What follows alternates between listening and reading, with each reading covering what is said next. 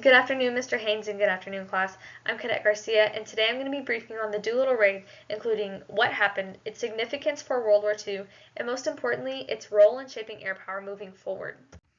To overview, this raid occurred on April 18, 1942, consisted of 16 B-25s, 80 airmen, and was commanded and led by Lieutenant Colonel James Doolittle, for which the raid was named.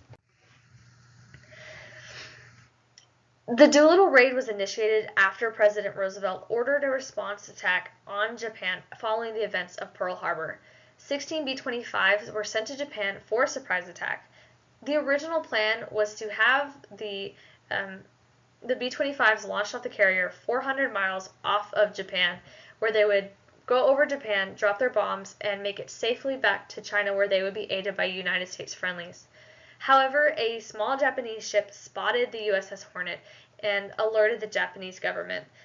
The Japanese government didn't do anything to immediately stop us from coming.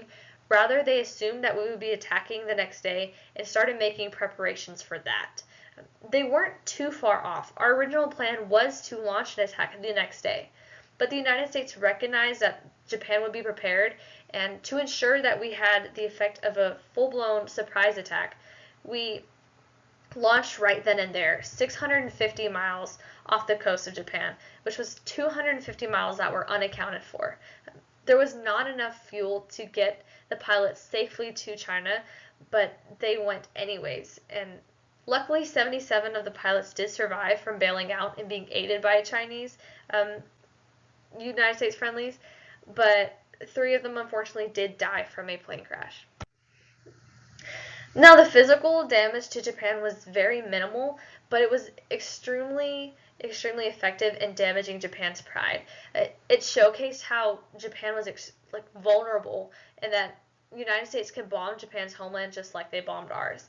And in fact, it showcased their vulnerability even more so in the fact that they saw that we were coming, and we were still able to cause damage to their own turf.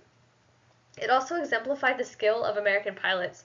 The B-25s were Army planes and were not designed to be taken off from aircraft carriers. The fact that the American pilots could do so for the first time ever and successfully demonstrated the skill of American pilots.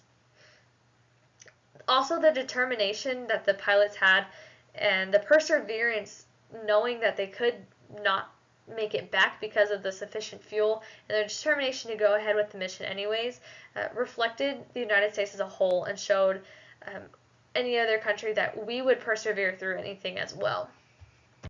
The Doolittle raid was also extremely important in shaping air power moving forward. Like I said, this was following the events of Pearl Harbor, so morale at the time was extremely low. However, following the Doolittle raid, we see a complete skyrocket in the morale of the American people, demonstrating how air attacks can boost morale during wartime. The Doolittle raid was also one of the earliest strategic bombings done by the United States, and therefore served as a foundation for future bombings. It highlighted the limitations and the possible benefits of strategic bombings. The Army was also able to reshift their focus and learn from their mistakes, specifically recognize the need for long-range bombings after the Doolittle raid. This also encouraged the idea of bombing civilians during wartime.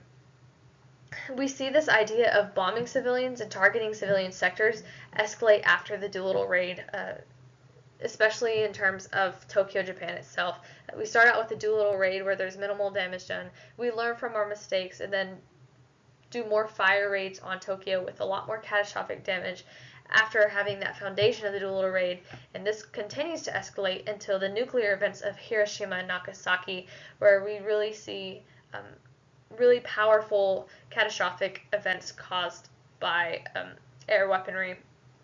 And something as powerful as the nuclear attacks could not have happened without a firm foundation such as the Doolittle raid. Furthermore, moral debates over civilian attacks were sprouted up after this, and especially continuing today. It showed how air weaponry can be extremely powerful, and that we need to draw the line on what we think is okay and what we don't think is okay in the United States. Today I briefed you on the Doolittle air raid, including what happened, its significance for World War II, and its role shaping air power moving forward. This concludes my briefing. Is there any further questions?